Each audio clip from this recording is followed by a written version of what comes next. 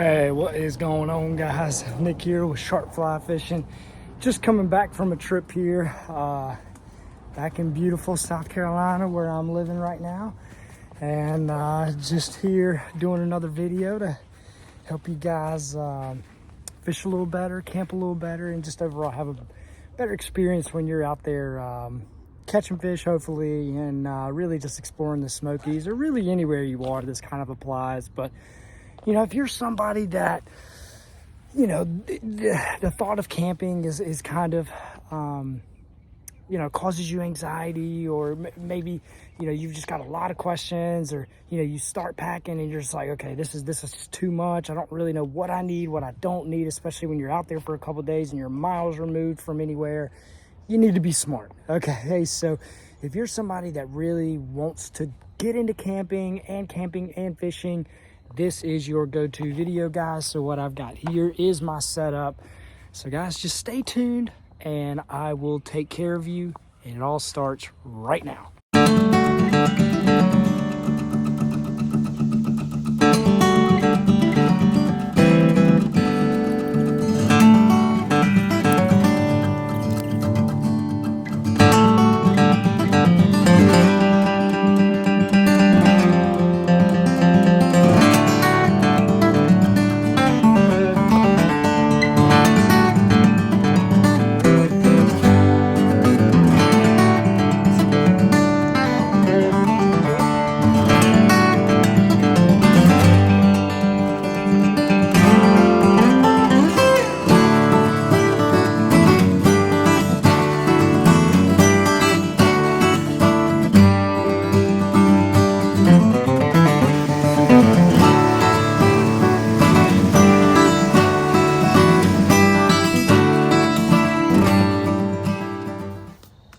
All right, what's going on? So here's our pack here. Like I said, I did just get done with the trip, and this is the pack I use. So literally before I unpack, I thought, kind of during the trip, I started auditing kind of what I used and what I didn't use, and there was only like a couple of items. So I was like, hey, maybe I'm getting this down in terms of what I pack and how I pack. So I thought to do, before I actually break it down, give you guys a quick update on how I kind of think about my fall packing. This is more for fall type weather. It would probably work for, you know, fall to early winter, I would think. But dead of winter, you probably want to reconsider. Definitely spring, you want to eliminate a lot of the items that I brought, and especially like your insulation pads, your you know, your different layering type options that you bring. So anyway, this is just for fall. I just wanted to do a quick video for you guys, but just to put it in perspective of what I'm thinking about and what season we were in. That's kind of what I was thinking about. But like I said, this is my strategy and how I pack. You know, I think I've got it down. Obviously, I'm still kind of getting back into packing. I did a lot of scouts type stuff when I was growing up. So obviously, when I was in a good trip, so we did tons of trips. And learned a ton, packed a ton, just learned how to do all that correctly and how to fold correctly, pack correctly, all of that, right? So this is how I do it. But obviously, if you have a better way, or you're watching this video and say, you know what, I've done that exact same thing, and I feel like you can save weight by doing X, give that to me, because, you know, I'm looking to save about 20 pounds, especially when I'm also lugging around, you know, my fly gear too, which this is another 15-20 pounds of gear that I'm putting on my front, which you see in all the videos. I've got this pack that I bring with me, and that obviously adds just that much more weight. So if you guys got any ideas for me, please, you know, put it in the comments below. Don't be afraid, don't be shy. You know, we're just here to have fun, get out there and fish. So let's get into it. So kind of on the back, outside of this pack, on the back of it, front of it, sides of it, kind of give you an idea of what this pack is. It's a Quest pack. I've had it for years. It's a 70-liter pack. It's called the Mountain Guide, 70-liter. I don't know if you guys can see any of that writing right there, but it's been a great pack. I know you can see this. This literally just happened on this trip, and this meaning this is this tear right here. Hopefully I can get that fixed, so by next trip the bag is good to go. But as you can tell, the pack itself is, you know, just really well made. Just tons of support all around the pack for you. Tons of space. So that way, you know, you could double this up as a fishing pack. I have fishing packs that were designed specifically for fishing that aren't even as good as this pack. So when it comes to, you know, kind of later in the season trips, trips that require a lot more storage, especially for like your sleeping bag and stuff like that, you know, this pack has just been super good for me.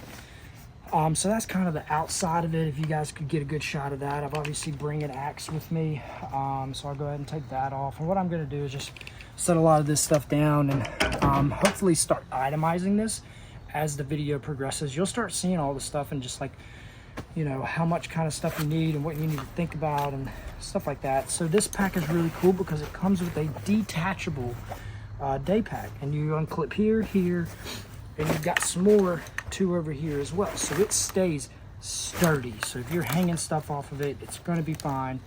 It's literally made to take carabiners and strap them all over them. So that's just a water bottle I bring. I don't normally put things in here if I can help it, because that just, like, when you're climbing up hills and down hills, you want everything centered in the actual bag if you can. A lot of stuff on the sides and stuff tends to throw your balance off. So you really want to make sure everything kind of stays in that central 70-liter pack that is designed to hold really anything you need. Some more stuff I've got here on the side. I just noticed bear spray. If you're in an area that's got bears, just bring it. I don't think there really needs to be anything else said there. Obviously, I've got my 2 fly rods here. This was a dry dropper setup. This was a Euro rod, so it's just kind of like I got best of both worlds whenever I want them, so that's awesome. This is kind of the top pack here. It's got 2 clips that come up from the bottom. They clip down, and it just keeps it super secure.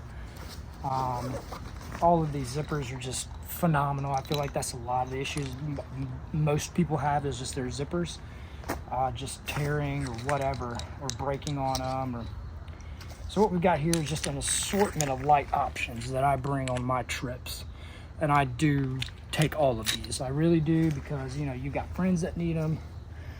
You got yourself that needs them. Obviously, you got all sorts of other kind of options like that.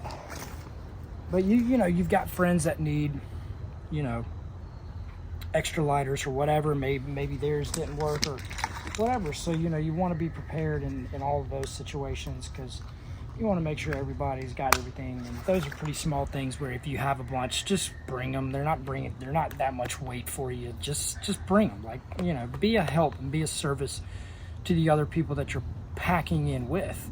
Make it an experience you all can enjoy. And if you happen to be that friend that can look out for somebody, you know, you're never going to go wrong. So yeah, you know, be mindful, be thoughtful, and you know, bring some extra stuff if it's not that much of a burden for you. Here's one thing I love. It's a crushable little lamp. REI's got them. I think they're really neat because you can just clip a little carabiner onto it, put it on a tree, put it on your, you know, in your tent, put it in your hammock area, whatever. I mean, it's just, it packs so well. I mean, it's flat. It's completely flat. So I got that just a couple months ago, and I was like, that's one of those duh purchases. So that's all in that. So to get into the actual pack, we got you know, they do a really good job of giving you a bunch of drawstrings to really just kind of pack everything in there tightly. So that's always nice. Some of this stuff isn't in order. I had to dig through it. So here's one of the first things I'm seeing. You know, this is just a butane canister, so that way you can cook if you don't have a fire, right? One other thing, I do bring an extra filtered bottle. This is really good because it's collapsible. It weighs nothing. It's just an extra option for me in case I don't have this guy, or for whatever reason, you know, from like this weekend, another great example, I let my buddy borrow this all weekend because I'm like, look, dude, this is what I need. I've used it and love it. Same product. They both filter water. It doesn't matter. You know, I always have that one with me. I let my buddy borrow this one. Packs in super light. It's just an extra option for me, and I'm always going to bring it regardless. Like I said, I was glad I could help out my buddy too. So it's just, you know, it's just nice to have. Another thing I've got in here is going to be a dry towel. This is a very packable towel. Obviously it's really small, but it ends up being pretty big. It's probably like a 4x4 towel. It's folds out to be pretty massive, and yeah, it's helped me out. So it continues to make the trips. So here's my hammock setup. I'll get into that in just a little bit. Just because this trip was fall, it was in the 40s at night, got up to the 60s during the day. So yeah, there was a different thought process in terms of like how I thought about sleeping, making sure to keep your back warm, keep kind of your whole body warm as that chill kind of up from the mountain just seeps into everything right overnight. Just making sure you keep warm. So I'll go over that. Tons of rope. I don't think there's much to be said there. Just gotta have it. This is normally in the top of my pack. But I always, here's one really smart idea, guys. I always take my batteries out of everything and then just keep the batteries in a little pack like this. Keep them in here so that way you always know where your batteries are, and then when you go on your trips, you know where your batteries are, you know where your lighters are, you know where everything you need to put batteries in. Then it's just a matter of putting them back in. And really I do that just to make sure you don't corrode your stuff, right? I mean, I have batteries that have this buildup of rust on them, and you know, it's just like, I don't want that to be the reason why I can't use one of my pieces of equipment. So I've just gotten used to taking them all out at the end of the trip. When I'm depacked, when I'm packing up for the day, for the whole trip, I'll take all the lighters, take all the batteries out, put them in here as I'm packing everything else. So that's just one trip I thought, or one trick I thought, yeah, you got to lug around a bunch of batteries, but I think you got to do it anyway because you got to put them in your you know, in the equipment. So it doesn't really matter how it's done. I think it's just a matter that you're smart. This is a fantastic spotlight. It doesn't weigh that much. This is probably weight I don't need, but I like to have it, especially if I'm like hiking at night or anything like that. Definitely would probably scare just about anything away. I mean, it's a full-on spotlight. So I don't know, that thing just has made the trip the last couple times. It'll probably end up, as I keep becoming more and more comfortable with being back out in the woods like I was kind of when I was more younger, that'll probably, you know, I'll probably get away from using that. Here is the food pack. I know this was kind of a food item. I tend to separate them just because this is a full bag at the beginning of trips, right? So getting a canister of this size in here is pretty tough. So this is all food. This is all stuff I need to start fires with. The only things I have left from my trip are literally 2 of these packs, and that's it. This was a full bag before. It had beef jerky. It had, you know, cans of cans of food. Brought a lot of noodle cup stuff, little simple stuff to cook over the fire, whatever. So this is what I do with one of my dry bags, is I make sure to put all my food in one dry bag, so that way all you gotta do is take that out. All your food is right there. Super easy to do. It doesn't have to be as complex as getting a bag like that, but something helps to kind of compartmentalize all of your different items that you group. Clothes, food, what it may be, whatever. Clothes, here's some of my clothes I brought on the trip. Some of this stuff has already been in the washing machine. Like I said, I just got back from the trip, so a lot of that stuff is already getting taken care of. Got some more clothes there.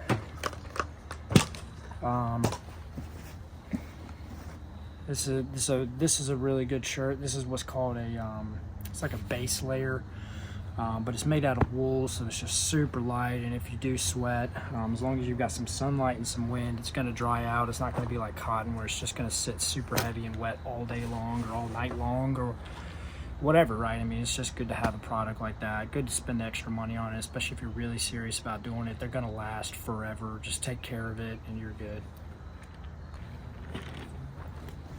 Next item I've got here, a couple more items actually. Some more clothes. This I use around the campfire and for, you know, whatever you really need it for. It's not that heavy, so it's just good to have around. This next guy That's what I thought I was about to pull out, but this is my waders. All right, so this is the first time I've actually packed in with waders because I just didn't know about the water temperature. I didn't really know what it was going to be like in the mornings.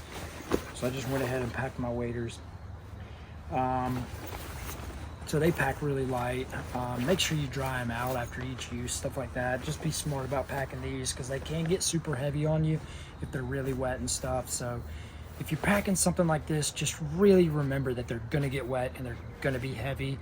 So just try to give it a really good solid 24 hours before you pack, just to make sure it's like, you know, bearable in your pack and stuff like that, because these things aren't exactly heavy, but it's not also light, and it takes up a ton of room in your pack, which is not always great, right? So packing these guys is always kind of like, do I need that? And on this trip I felt like I did.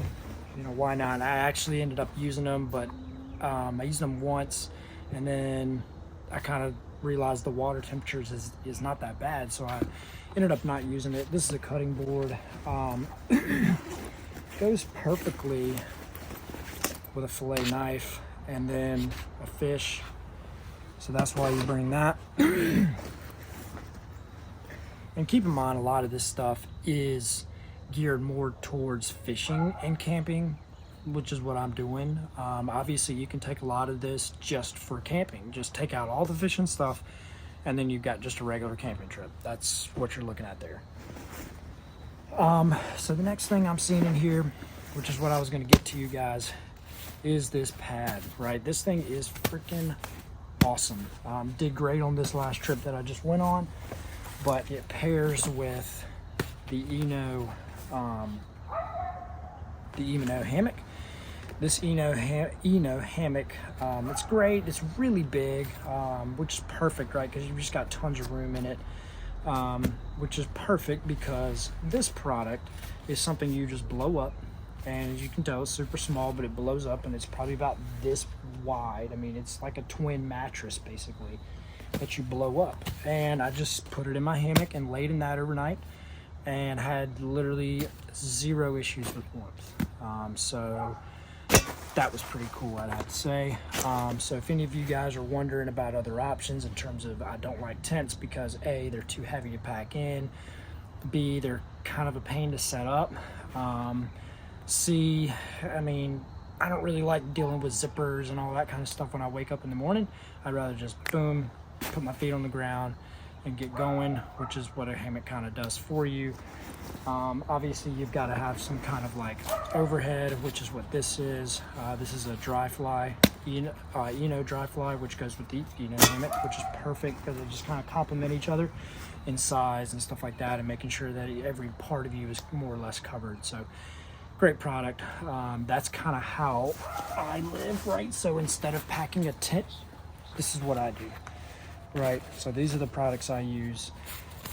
A rain tarp, the hammock that complements it, just size and stuff like that, and then the actual insulated pad that I put actually in my hammock. The only things I've got from there on is literally just some more clothes options. Never know if you need that kind of stuff. So, and then all I've got here is my sleeping bag. So I'll turn this around so you guys can see that. That's the sleeping bag I use. I think it's a -25 sleeping bag. A little bit of an overkill, but it's honestly the only one I got, and it does fine in all conditions. Just something to lay over top of you, keep you warm, stuff like that, which it did. So yeah, guys, that's really what I think about when I'm doing a couple of days worth of fishing or something like that up in the Smokies, or really where I've been in North Carolina. It's worked really well.